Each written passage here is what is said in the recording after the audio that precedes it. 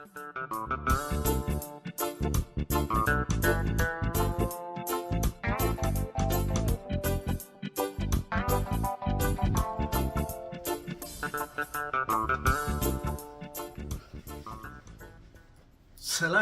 ቅዱሳን ሙሉ ዓለም ትርከቡ በጎይታ ኢየሱስ ሰላም ብለኩም አለሁ። ሽመይ ሰሎሞን ተኸስተ በሃል ሚኒሶታ ሴንት ፖል ከተማ ማራናታ ኢንተርናሽናል ቸርች ኣብዝበሃል ኣገልጋሊ እየ። ሎማዓልቲ ሓደ ኣርእስቲ ሒዘ ቀሪበ ኣለኹ። እዚ ኣርእስቲ እዚ ብጣዕሚ ወሳኒ ዝኾነ ኣርእስቲ እዩ። ምክንያቱም ዝኾነ ኣማኒ ቦርን ኤጌን ዝኾነ ኣማኒ ኣብዚ ነጥብ እዚ እኹል መረዳእታ እንድሕር ዘይብሉ ኩሉ ግዜ ኣብቲ መንፈሳዊ ሂወቱ ድኹም ክኸውን ስለ ዝኽእል በዚ ምክንያት እዚ ትምህርቲ እዚ ሎሚ ሒዘ ቀሪበ ዘለኹ። ምክንያቱም ኣብ ተፈላለየ ግዜ ገለገለ መምሃራን ካብቲ ሓቂ ቁሩብ ውፅእ ዝበለ ትምህርትታት በዚ ኣርእስቲ እዚ ይህቡ ስለ ዝኾኑ ስለዚ ንከምዚ ዓይነት ንምእራም እቲ ኣማኒ እኹል ዝኾነ መረዳእታ ምእንቲ ክረክብ ሎም መዓልቲ እሱ ሒዘ ቀሪበ ኣለኹ። እዚ ድማ እንታይ እዩ? ናይ ሰብ ሰለስተ ማንነት ዝምልከት ሓደ ቦርን ኤገን ዝኾነ ክርስቲያን ሰለስተ ማንነት ኣለዎ። እዚ ድማ ከምቲ ቃል ኣምላኽ ዝብለና ሐዋርያ ጳውሎስ ንሰብ ተሰሎንቄ ዝፀሓፎ ኣብኡ ክንረኽቦ ኢና። ቀዳማይ ተሰሎንቄ ምዕራፍ 5 ፍቕዲ 23 ከምዚ ይብል፣ ኣምላኽ ሰላም ባዕሉ ከዓ ንኹለንተናኹም ይቀድሶ በቲ ምጽአት ኢየሱስ ክርስቶስ ብዘሎ መንፈስኩምን ነፍስኹምን ስጋኹምን ብዘይ መንቅብ ክርከብ ይተሓሎ ይብለና። ሕጂ እንታይ ርኢና ኣለና ማለት እዩ? ኣብዚ ሰለስተ ነገራት ከም ዘለዋ ርኢና። መንፈስ፣ ነፍሲ፣ ስጋ እዚአን ኣብ ኣማኒ ዘለዋ ሰለስተ ማንነት እየን ማለት እዩ። እግዚአብሔር ይመስገን። ስለዚ እዘን ሰለስተ ነገራት ኣብ ገለገለ መምሃራን መንፈስን ነፍስን ሓደ ዝብሉ ኣለው። ሰለስቲአን ነገራት ድማ ሓደ ኣብ ሓደ ኣይፈላለየን ፈላሊና ኣይንሪአኒና ዝብል ኣመለኻኽታ ኣሎ። ነገር ግን እዘን ሰለስተ ነገራት መንፈስ፣ ነፍስናን ስጋናን ነናቶም ስራሕ ኣለዎን ይፈላለያ እየን ከዓ። ስለዚ ነናተ ይፈላለያ ከም ዝኾና ድማ ኣበይና ንረኽቦ ዕብራውያን 4 ፍቕዲ 12 ክንሪኦ ኢና።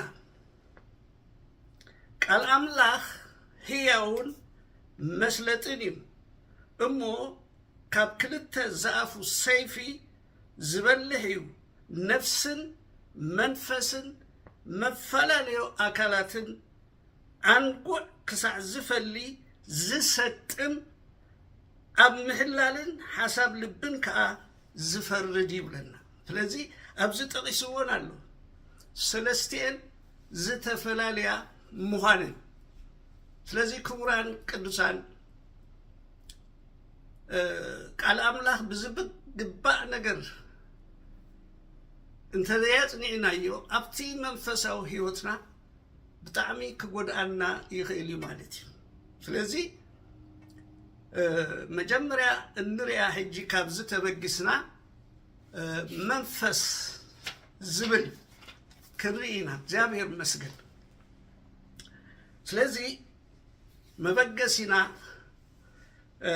ሕጂ ከምቲ ኣብ ዘፍጥረት ከም ዝረአናዮ እግዚአብሔር ካብ ዘፍጥረት ሓደ ጀሚሩ ክሳብ ጥቕሲ 25 ዘሎ ኩሉ እግዚአብሔር ነቲ ፍጥረታት ዓለም ይኹን እንዳበለ ከም ዝፈጠረ ንርኢ ሕጂ እግዚአብሔር ኣብዚ ደው ተትብል ነይሩ ሰብ እንተዘይፈጥር ነይሩ እግዚአብሔር ንኣምላኽሲ መን እዩ ሪኮግናይዝ ክገብሮ ዝኽእል ወይ ኣምላኽ ከም ዘሎ ክፈልጥ ዝኽእል ሲ መን እዩ ካብቲ ኩሉ እሱ ዝፈጠሮ ንእግዚአብሔር ሪኮግናይዝ ዝገብሮ ዋላ ሓደ ኣይመሃሎን ነገር ግን ኣምላኽ እንታይ እዩ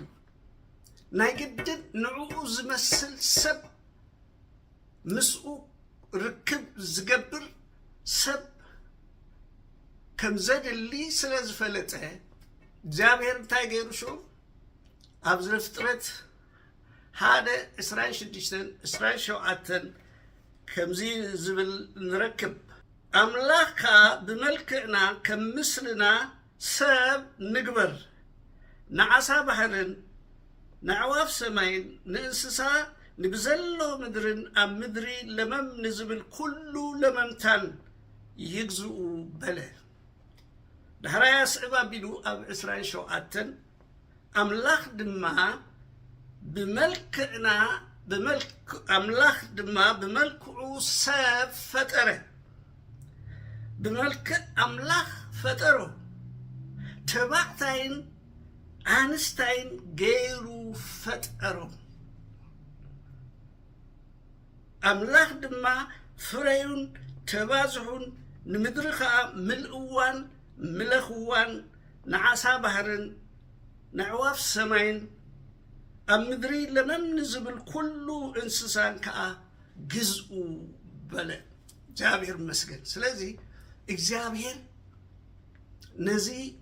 ከም መልክዑ ሰብ ፈጠረ ኣብዚ ጽቡቕ ጌርና ንርአያ ፈጠረ ኣምላኽ በቲ ዘሎ መለኮታዊ ሓይሊ ናይ ምፍጣር ስልጣን ዘለዎ ብጀካ እግዚአብሔር ካልእ ፍጥረት የለን ክፈጥር ዝኽእል እግዚአብሔር በይን እዩ ስለዚ ንሰብ ከም መልክዑ ገይሩ ፈጠሮ ተባዕታይን ኣንስታይን ድማ ገበሮም እንደገና ባረኾም ይብለና ስለዚ ከም መልክዑ ይብለና ኣሎ ሕጂ ኣብዚ ንርድኦ እንታይ እዩ እግዚአብሔር መስገን ኣምላኽ እንታይ እዩ ኣምላኽ መንፈስ እዩ ስለዚ ኣብ ዮሐንስ 4:24 እንታይ ዝብል ንረክብ ኣምላኽ መንፈስ እዩ እቶም ዝሰግድሉ ድማ ብመንፈስን ብሓቅን ክሰግድሉ ይግብኦም ይብለና እግዚአብሔር መስገን ስለዚ ኣምላኽ እንታይ መንፈስ እዩ እቶም ዝሰግድሉ ድማ ብመንፈስን ብሓቅን ክሰግድሉ ይግባእ ይብለና እግዚአብሔር መስገን ስለዚ ሰብ እግዚአብሔር መንፈሱ ናቱ ተፈጥራዊ ባህሪ መለኮታዊ ባህሪ ሰብ ተማቃሊ ገይሩ ኣብ ምድሪ ምስኡ ኮሚኒኬሽን ክገብር ዝኽእል ሰብ ፈጢሩ ኣብዚ ስለዚ ሰብ መንፈስ ኮይኑ ምስሊ ኣምላኽ ኮይኑ ተፈጢሩ ማለት እዩ እግዚአብሔር መስገን ነገር ግን ኣብዚ ሓደ ሓቂ ኣሎ እግዚአብሔር ንሰብ ንምድሪ ክዓይዋን ክሰርሕዋን እዩ ኢሉ ዘሎ እሞ መንፈስ በይኑ ንምድሪ ክዓያን ክሰርሓን ክህልዋን ይኽእል ዶ ኢልና ድማ እንተሓሲብና ኣይክእልን እዩ ስለዚ እንታይ ክገብር ኣለዎ ኣምላኽ ኣብ ዘፍጥረት 2 ድማ እንታይ ክገብር ንሪኦ ንሰብ ወሲዱ ድማ ካብ ሓመድ ገበሮ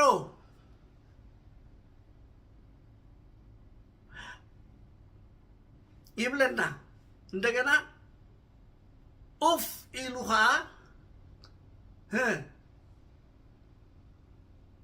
ህያው ነፍሲ ኮነ ይብለና እግዚአብሔር መስገን ስለዚህ ናይ ግድን እቲ አምላኽ ዝፈጠሮ ሰብ ነታ ምድሪ ከአያን ክሰርሓን እንተኾይኑ ስጋ ክለብስ ስለዘለዎ ኣብ ዘፍጥረት ክልተኻ እግዚአብሔር ንሰብ ስጋን ነፍስን ከም ዝሃቦ ንርእለና ማለት እዩ ጎይታ ይባረክ ስለዚህ እቲ ኣብቲ ክስታይ ህያው ነፍሲ ኮነ ዝብሎ ኣብዚ ሓደ ምስጢር ክንርዳእ ንኽእል ኢና ህያው ነፍሲ ክኸውን ሰብ እንታይ የድልዮ እንድሕር ደኣ ኢልና ደም እዩ ዘድልዮ ስለዚ ኣብዚ ነገር እዚ ህያው ነፍሲ ኮነ ክብል ከሎ እግዚአብሔር ነቲ ዝፈጠሮ ሰብ ናይ ደም ስርዓት ገይሩሉ ማለት እዩ ምክንያቱ ነፍሲ ኣብ ስጋ ከም ትነብር ኣቐዲምና ኣብ ዘሌዋውያን 17 ፍቅዲ 11 ርኢና ኣለና ስለዚ እዚ ናይ ደም ስርዓት ተዋሂብዎ ማለት እዩ ሕጂ ሓደ ነገር ክነግረኩም ኣብዛ ናይ ትግርኛ ትርጉም ቁሩብ ዝኾነ ጌጋ ኣለዋ ኣብ ዘፍጥረት 3:19 እንታይ ትብላላ መሲልኩም ናብታ እተፈጠርካላ ምድሪ ክሳዕ ትምለስ እንጌራ ብራስ ገጽካ ክትበልዕ ኢኻ ዝብል ሶ አንቶ ይርኢና ነርና እግዚአብሔር ከመልክዑ ሰብ ፈጠረ እምበር ህጅብዚ ንሪኦ ዘለናስ ናብታ ተፈጠርካላ ምድሪ አዳም ካብ ሓመድ ተፈጢሩ ጨቢዮና ብዝነስተውላ ቅዱሳን ካብ ሓመድ ኣይተፈጠረን ካብ ሓመድ ተሰሪሑ እምበር ካብ ሓመድ ግን እንታይ ኣይኮነን ኣይተፈጠረን ከም መልክዕ ኣምላኽ ተፈጢሩ ሰብ ባህር ናይ ኣምላኽ መልክዕ ናይ ኣምላኽ ወሲዱ ተፈጢሩ እምበር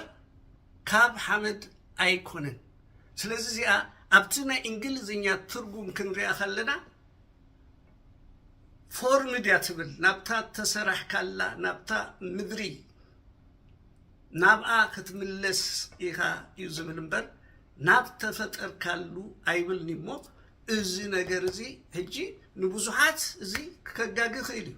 ምክንያቱ ብዙሕ መምሃራን ሕጂ ናይ ሰብ ፍጥረት ካብዛ ዘፍጥረት ክልተ እዮም ዝጅምርዎ ግን ካብኡ ይኮነን ዝጅመር ካብኡ ይኮነን ዘፍጥረት 1:26-27 ከም መልክዕና ከም መልክዕ ኣምላኽ ዝተፈጥረ እንደገና ከዓ ማዕረ ገይሩ ወድን ተባዕታይን ኣንስታይን ገይሩ ፈጠሮም በቃ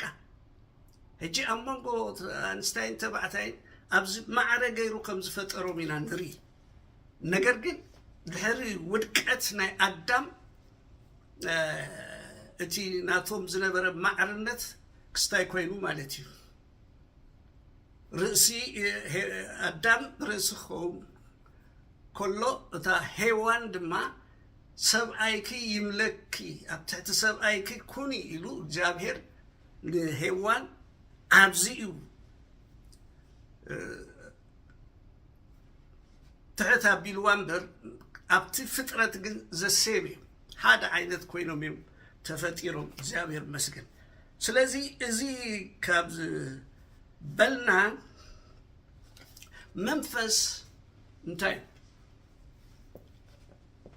መንፈስ ምስ እግዚአብሔር እንራኸበሉ እንኮ መንገዲ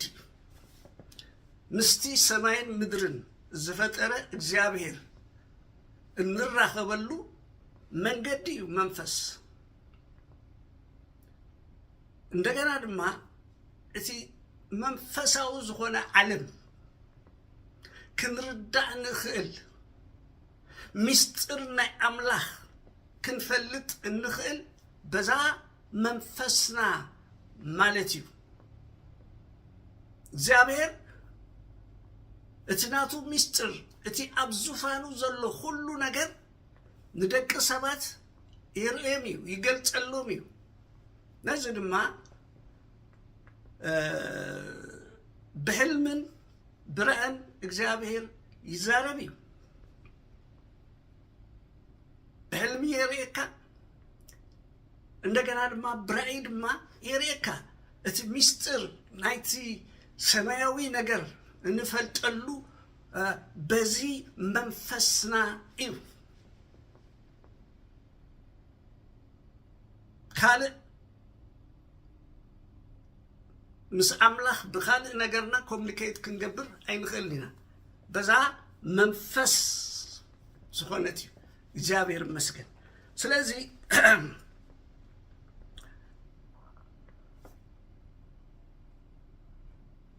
ስለዚህ ታይና ንብል ዘለና ሕጂ መንፈስ ምስ አምላኽ ንራኸበሉ መንገዲ ምስጢር ናይ አምላኽ ንፈልጠሉ መንገዲ መንፈስና እግዚአብሔር ይመስገን እዚ መንፈስ እዚ መጀመሪያ አዳም ኣብ ገነት ኤደን ኮሎ መንፈሱ ነፍሱን ስጉን ዝተቀደሰ ነይሩ መንፈሱ ለነፍሱን ንስጉን ዶሚኔት ይገብሮ ነይሩ ዳር ኃጢአት ምስ ገበረ ግን እቲ መንፈስ እንታይ ኮይኑ መይቱ ማለት እዩ ስለዚህ በነፍሱን በስጉን ይውዝቃሳስ ነይሩ ሰብዛ ኢየሱስ ክርስቶስ ዝመጸሉ ጊዜ ማለት እዩ እግዚአብሔር ይመስገን ስለዚህ ሕጂ ግን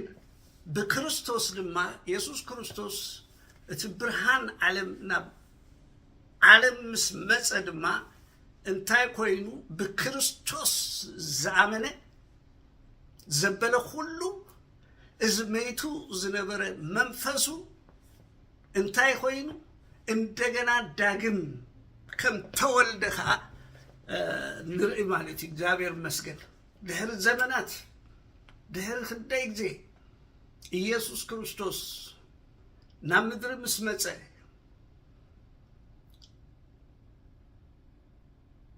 ምስ ሞተ ምስ ተቀብረ ምስ ተንሰአ ሽዑ ብኡኡ ዝኣመነ ኩሉ እንታይ ይኸውን መንፈሱ ዳግም ይውለድ እግዚአብሔር ይመስገን እዚ ኣብ ዮሐንስ 3 ፍቅዲ 3 ክንሪኦ ንኽእል ኢና ኒቆዲሞስ ናብ ጎይታ ኸይዱ ብኡ ንስኡ ተዘራሪቦም ኢየሱስ ካ እንታይ ኢልዎ ካብ ላዕሊ እንተዘይተወለደ ንመንግስቲ አምላኽ ክሪያ ዝኽእል ከምዘየለ ብሓቂ እብለካ ኣለሁ ኢሉ መሊስሉ እግዚአብሔር ይመስገን እንታይ ኢሉ ካብ ላዕሊ እንተዘይተወሊድካ ካብ ደም ስጋን ኣይኮነን እንታይ ዳ ካብ ላዕሊ ክትውለድ ኣለካ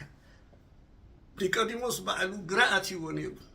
ከመይ ኢሉ ይኸውን ኣነ መሊሰ ዶ ናብ ማህፀና ደይከኣቱ ይኽእል ኖ ኣይኮነን ካብ ላዕሊ ክትውለድ ናይ ግድን ኢልዎ እግዚአብሔር ይመስገን ስለዚህ ካብ ላዕሊ ካብ ማይን ካብ መንፈስን እንተዘይተወሊድካ ንመንግስቲ አምላኽ ክትሪኣ ኣይትኽእልኒ ሕጂ እምበኣር ኣብዚ እቲ ቀንዲ ዘሎ ልክዕ በክርስቶስ ሰብ ምስ ኣመነ እቲ መይቱ ዝነበረ መንፈሱ ዳግም ይውለድ እግዚአብሔር ይመስገን ዳግም ይውለድ ሕጂ ዝውለድ እዚ ውልድነት እዚ ካብ ደምን ስጋን ኣይኮነን ካብ አምላኽ ይዝውለድ ዘሎ ብጣዕሚ ቅዱሳን ኣብዚ ተስተውዕልዎ ዘለኩም ነገር أنا بزوج سب زميستر زكاي تردو يزغيد زلو كاب لعلي زولد كاب أملاك تولد كلها كاب أملاخي خاتولد كا نايزا علم إزياء كم زي كونكا كتفلت ألكا ناي أملاخي خا نبينو ناي أملاخ كابدي خان كابو بوهان تولد كالو زي كونه كاب أملاخ تولد كالها جابير مسجل كاب لعلي مولاد مالت كاب أملاخ تولد كا سلازي انتهي نو أبتعدي كاب سجا تولد سجايم كاب منفس التولد خا منفسيو جابير مسجل سلازي نحنا كاب إنا نولد زلنا كاب لعلي نولد سلزلنا كاب أملاخ نولد سلزلنا سلازي منفس إنا مالتيو أبزي سب زتف زلو إذا مستر زيا سلزي فلتايو قدوسان كابيدا توليد كتبلو يهم أملاخ سي قالوا أملاخ كاب أملاخ تولد منفسي ندابلكو كاب منفس تولد منفسي كاب سجا تولد خا سجايو سلازي نحنا آمنت سلازغنا بقويتا يسوس آمنا سلازغنا هجي كابو تولدنا لنا مالتيو أبي يوحنس كويل ولو يوحنس حدا 10:3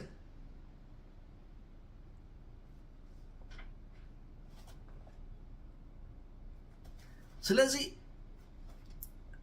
اتوب كاب أملاخ زولدو سي كاب سبعين كاب سبعيتن زتولدو ويكاب بخفقات سبعي زتولدو أي كولونيلو انتايدا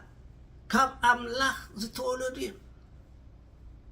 إذا نجار إذا كردانا تبيعو كردانا اللو تليلو أبتي قعزو ناي منفسا ونتنا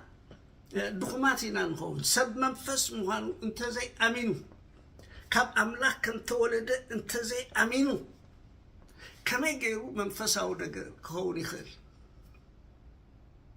تلازي إزي نجار زي تبيعو كردانا اللو بخنياتو إلو እግዚአብሔር ነቶም ተቀበሉ ወዘበሉ ሁሉም በስሙን ዘአምኑ ግና ውሉድ አምላክ ሆኑ መሰልሃቦ ካብ አምላክ ተወሊድ ካሲ አነ መንፈስ አይኮንኩም ትብል እንታይ ላሃም አነ ኮይ ገርበን ኮይ ግልጽ ነው ወላ ሀንት እዚህ ምንም ከተብሎ አይትخلنيها كاب أملاخ تولدسي كما يجري إمو منفس زيكو انتا خوين كاب أملاخ تولد منفسي مغنياتو أملاخ منفس سلازخونه إذا تبو مرداتا كهلونا اللو كدوسان إذا كردانا اللو قالوا قلسي قالوا هنا تقال زبلك أخاتخو زيابير مسكن سلازي منفس امبار ازيو مس املاخ نراغبل اذا منفس زيا انتايا زل الموتيا منفسنا زل الموت ايت موتنا جاوير مسكن ابزخ ردانا له هيجي قلق السبات سلستيو منفس نفس سجان بحنسا إزخيدي يقولوا زولوا سمي له ده سلستيو حدا يو نقول كنا سب بسجاخ موت كله منفسو نفسو كأمسو موتي مالتي imagine أبزنا استوعب هيجي سب كموت كله بسجاخ موت كله سجويو ناب حمد زملس كنت عنتو يزرعنا حمد يخمو ناب حمد كتملس يخايلو قدم اتناب حمد زملس سجويو منفسو نابي خيد ناب وهابيو جابر مسجد نابي خيد ناب وهابيو ኣብ መክብብ 7 ከምኡ ኢልና ኣሎ ስጋ ናብ ሓመዱ ከይተመለሰ መንፈስ ከዓ ናብ ወሃቢው ከይከደ ከሎ ብዘበን ንእስነት ካን እግዚአብሔር አኽብሩ ይሲ ሄጂ ወሃብ ለዎ እቲ ቅድም አንተ ይለኩም እቲ መንፈስና ዘልዓለማዊ ሄጂ እቲ ዲፈረንስ ንርአዩ እቲ التفترة منفسنا انتايو التفترة سجانا دما انتايو التسرحيو تسرحيو كابزلو نجر زتسرحيو اتخا منفسنا ها زتفترة እግዚአብሔር ዘልዓለማዊ እግዚአብሔር መስገን ስለዚህ መንፈስና مس أملاحنا نراقبلو هذا إنكم من قدنا السيف هجي بزعبا منفس زي رديت زي رخيبنا لنا جابر مسكن قلت انت وين سلازي نفسي نفسها نمسع سول نفسي هجي أنتوا انتهينا لنا منفس مس እግዚአብሔር نراقبلو ነገር ይልና ለና هجي نفسنا دما مسمن نراقبلو مستي ጉዛው ዓለም ዛን ነብረላ ዓለም ዛ ምድር እዚያ ምስአ እንራኸበሉ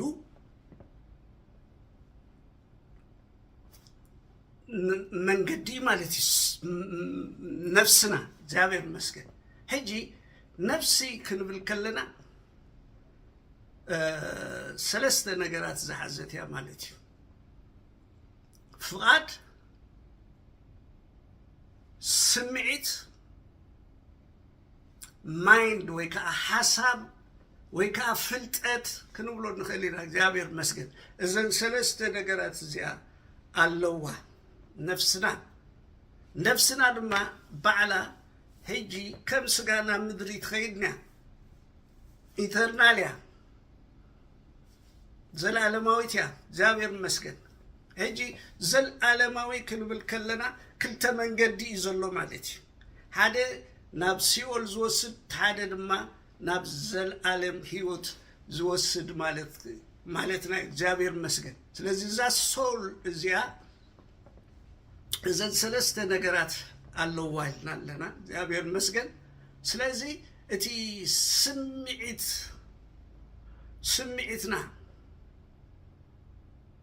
ስምዒትና እንታይ ነገር ይዘጠቃልል ኣብኡ ኩሉ እቲ ፍቅሪ ኣሎ ሓጎስ ኣሎ በተሓደ ወገን ከዓ ፅልእሎ حزن الله قال له هجي ازي نحنا ايموشن نحنا سمعت مالتي እግዚአብሔር መስገን هجي ابزي يزلو ام نفسنا እግዚአብሔር መስገን ስለዚህ እቲ ድማ ዊል ፍቃድ ድማ ዲሲሽን ናይ ምግባር ናይ ምውሳን ናይ ምንጻግ ወይ ከዓ ናይ ምውሳን ነገር ከዓ አውሎ ማለት እዩ ስለዚህ ቶት ሐሳብ አእምሮ ይዘሎ አምቲ ማይንድና አው ሐሳባት አለ ሄጂ በዚህ ማይንድና ገርና ሰባት ሄጂ አበይና ደረጃ ሀብታት ሲ ሄጂ አብዚ ዘለናዩ ደረጃ ለው ወድሰብ በቴክኖሎጂ በፍልጠት እና አቤ ቀደም ሄጂ ደህሪና سئل قوس مسلي عند أري يسبز نبرنير ولا ناي مسارح ناي حرشاي نبرو ولا قال منهم نجراي نبرو كاس بقص إن أبي عمايندو أبحثوا بزجورو نجر مهزوتات النجبرة سجاد ما مستي تفترو نرخبه هجي أبز بس إحنا لزلنا ستيج هجي بس يحلو مالتي هجي زي نفسي جابير مسجد أب نفسنا زجبر نجراتي እዚ ሓሳባት ንብሎ ኔጌቲቭ ቶት ፖዚቲቭ ቶት ንብሎ ሕማቅን ጽቡቅን ሓሳባት ኣብ ማይንድ ዘሎ ኩሉ ነገር ስለዚ እዚ እዛ አእምሮና ወሳኒት ሰይጣን ብዙሕ ግዜ ዝቆጻጸር ኣብዚ አእምሮና ኣብ ሓሳብና ክፉ ሓሳብ ዘእቱ ሰይጣን ኣብ ሓሳባት አእምሮ ይዝዋጋ እግዚአብሔር መስገን ስለዚ ኣብ ነፍስና እዚ ነገራት አሎ ማለት እግዚአብሔር መስገን ስለዚ ነፍሲ እዚ ስራሃ እንደገና ድማ ብዛዕባ ናይ ስጋ ነገር ክንርኢ ከለና ስጋና እንታይ መሲልኩም ስጋ በቲ ሓሙሽተ ህዋሳት ምሽ ንብሎ ነገር አሎ በህዋሳትና ያትኸይድ ህዋሳት አለና ምጭናው ምድህሳስ ምርአይ ምስማዕ ምጥዓም ዘአመሰሉ ነገራት በዚኦም ገርናሃ ምስቲ ጉዛዊ ዓለም ከዓ ንራኸብ ማለት እዩ እግዚአብሔር መስገን ስለዚ ስጋና እዘን ሰለስተ ነገራት ዚን ኮምባይን ኮይነን በሓንሳእ ኮይነን ሰብ ዘብላና ማለት እዩ እግዚአብሔር መስገን ግን ረይዎ እቲ ስርሐን ነንበይን እዩ ስለዚ ሕጂ ስጋና እንታይ እዩ ስጋና ዝምሽምሽ እዩ ዝመውት እዩ ስጋ ከምተን ነፍስን መንፈስን ኢተርናል አይኮነን ኣብዚ ሰው ስጋ ዝምሽምሽ እዩ ዝመውት እዩ ሓደ መዓልቲ የለን እንታይ ኢልዎ ጴጥሮስ ኣብ መልእክቱ ኩሉ ስጋ እንታይ እዩ ኢልዎ ሳዕሪ እዩ ኩሉ ክብሩ ከዓ ዕምባባ መሮር እዩ እቲ ሳዕሪ ይነቅጽ እቲ ዕምባባ መሮር ከዓ ይረግፍ ናይ ሰብ ነገር ናይ ስጋ ነገር ዕጩስ እዩ ምንቃጽን እቲ ክብሩ ድማ ይረግፍ ስለዚ ስጋና ቀጻሊ ኮነን ዝመውት እዩ ዝምሽምሽ እዩ ስለዚ ከመይ ገይሩ ምስ መንፈስናን ምስ ነፍስናን ሓደ ዓይነት ክኸውን ይኽእል ኢማጂን ሓደ ዓይነት ክኸውን አይክእል እዚ መሕደሪ እዩ ሃሌሉያ ስጋና መሕደሪና ናይ መንፈስን ነፍስን መሕደሪ እዩ ልክዕ ከምዚ እንታይ መብለኩም ቬሂክል በሉ ልክዕ መጓዓዝያ ኣብቲ መንፈስናን ነፍስናን ድማ ኣብኡ ኮይኑ በቃ ይጓዓዝ ማለት እዩ እቲ ውሽጢ ዘይርአ እዩ እቲ ደገ ድማ ንርአ እዩ ዝርአ እዩ እግዚአብሔር መስገን ሕጂ ሰብ ሕጂ ኣነ ኣብ መስትያት ኮንካ ገጽካ ክትሪኦ ከለኻ እቲ ስጋኻ ትሪኦ ግን እቲ ስጋኻ ኣይኮነን ናትካ ማንነትካ ኣብቲ ውሽጢ ዘሎ ዘይርአ መንፈስና እዩ ማለት እዩ እቲ ቀንዲ ናትና ማንነትና መንፈስና እዩ እግዚአብሔር መስገን ንዘለዓለም ዝነብር ዘይጠፍእ ዘይበርስ ዘይምሽምሽ ሕጂ ንሕና ርግፀኛታት ኮይንና ኣለና እግዚአብሔር መስገን ናይ ዘለዓለም ህይወት ወረስት እንዲና ኣምላኽ ብምህረቱን ብጸጉኡን መዋርስቲ ናይ ኢየሱስ ኮይንና ኣለና ንዘለዓለም ክንነብር ኢና መንፈስና ሕጂ ዘለዓለም እግዚአብሔር መስገን ምስ ጎይታ ሕጂ ረአይ ኣብ ቆሎሴ 3:2-3 ክብሪና እንታይ ከም ዝብል ሞይትኩም ኢኹም እታ ህይወትኩም ድማ ምስ ክርስቶስ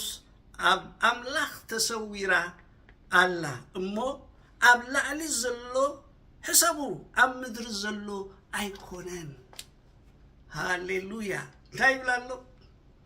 ሜትኩም ኢኹም ህይወትኩም ድማ ኣበየላ ብለና ኣሎ። ኣብ ላዕሊ ኣብ ሰማያት ኣላ ምስ ክርስቶስ ኣላ። እግዚአብሔር ይመስገን ምስ ክርስቶስ ኣላ። ሕጂ ኣብዚ ምድሪ ዘላ ግን ስጋ ያብላ ኣሎ። ስለዚ ኣብ ምድሪ ዘሎ ኣካላትኩም ቅተሉ ካብ ምንዝር ርክሰት ፍትወት ስጋ ክፉእ ትምኒት ስስዐ እዚ ድማ ኣምልኾ ጣዖት ይብለና። ስለዚ ስጋና ካብዚ ነገር እዚ ክንህልዋ እዩ ቃል ኣምላኽ ዝነግረና። እግዚአብሔር ይመስገን እሞ ጸጋ ኢልና ዶ ኃጢአት ንግበር ያ ኣይፋሉን። ክርስቶስ ዶ ኣገልጋሊ ኃጢአት ይብለና ኣብ ሮሜ። እግዚአብሔር ይመስገን ጸጋ ስለ ዘሎ ኃጢአት ንግበር ማለት ኣይኮነን። እግዚአብሔር ይመስገን ስጋና ቅዱስ እዩ። ኣብዚ ኣስተውዕሉ ስጋና ቅዱስ እዩ። ዋላ እኳ መዋቲ ይኹን እምበር ዋላ እኳ ጊዜያዊ ድንኳንና ይኹን ዳእምበር ቅዱስ እዩ። እግዚአብሔር ይመስገን ብኹለንተናኹም ተቀደሱ ኢልና ኣሎ። እዚ ስጋና ድማ ኣብ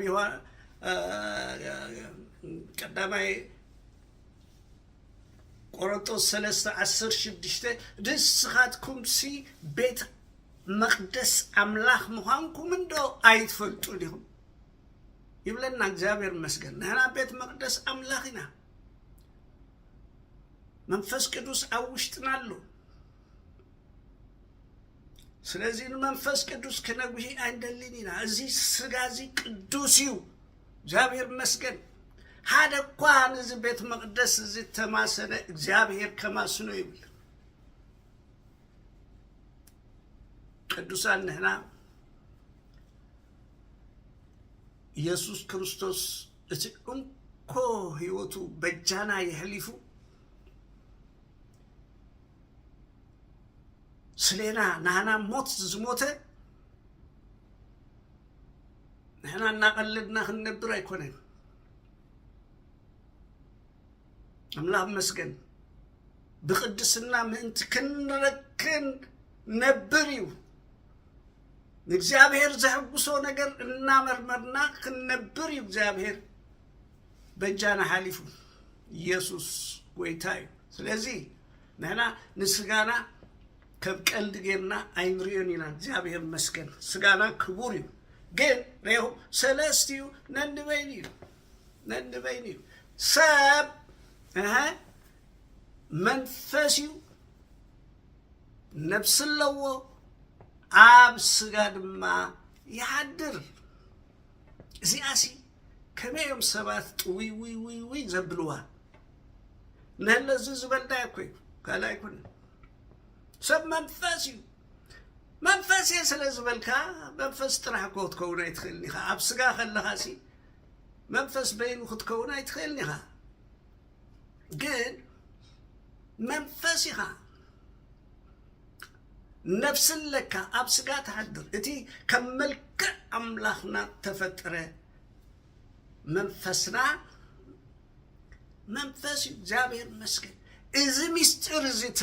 ተረዲእና ቅዱሳን ኩሉ ግዜ ህይወትና ሚዘራብል ዝኸውን መንፈስ ምዃንካ እንድሕር ዘይትፈልጥ ኮንካ ኩሉ ግዜ ስጋዊ ኮንካ ኢኻ ትነብር። ኣስተውዕሉ ብዙሕ ሰብ ብዙሕ ኣማኒ ሕጂ ኣብዚ ግዜ እዚ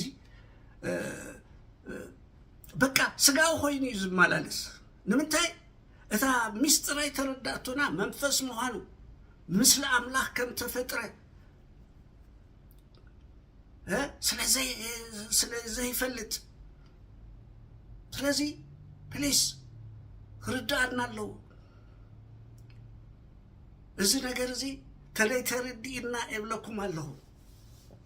ኩሉ ግዜ ስጋውያን ኮይና ኢና ልክዕ ከምቲ ናቹራል ሰብ ንብሎ كم خوينا إلى أبزام درن مالس إجابير جن فوليات غيرنا إجابير مسكن كم تي كال سب ناتشرال سب عينت أيقولنا تلازي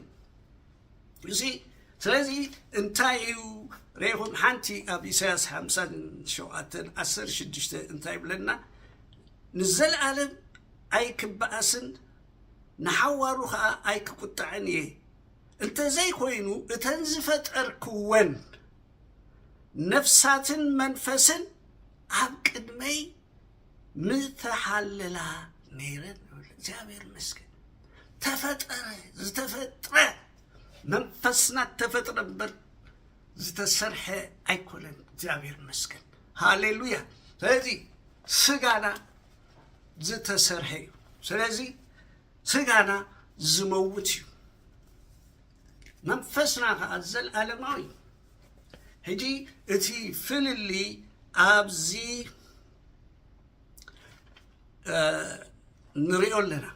جابير مسكن سلازي إذا قبلنا هجي ناي سلستي النجرات وخل مرداتا كم زحسكم قدسان يردان له أملاح مسكن سلازي كاين التالن قال يوم زي منفس زبها النجر زبها الروم مرحات بيت كريستيان بزحات يمزلو قالوا كو قال أملاخ نحناكو قال أملاخ يزهزرنا بتقال أملاخنا نخيد سب منفسي نفس اللو أبسقاها يحدر منفس مخان بنتاي لهم تفلتو اتي أزل عالماويتيا هاي تموتنيا تياخا تموتيا منتاي كتب لهم هيجي بزوح سب مش هدا ريهم هيجي ناملت يوحنس وانجلاو يوحنس رئيس رأيه أب رأي يوحنس أمدر خوفي لخلو سماياتي زخيد سقوب مدر خلو سوب لعل خيد كله تيدي دقر يريو جابير مسجد هسكيل كومو كاب سقوب من داوز وصيه بخدو وا قال هجي مش ميتو مستسو سبات كنسكرو خلو سميعهم تهونكم نتسقايسي أبلع الخوينس يريو سبات كبيبو مني كمزقيرو مني يقولو it's true حكيزي جابر مسجد زاز اسمه سب منفس مخانو بزيهم تفلتو جابر مسجد إذا حق إذا مسترد أنا أملاح مسجد هيوتنا دما لك أخوه إنها تستغاخله بعوضك أبزا مدرزيها ننبر مالتي سلازي قدوسان إزي مسل نايسب سلست ماننتي سلست معكم مني يمسكنكم الله أبزمت دما بخالي أرستيك مسكومي قويتا يباركم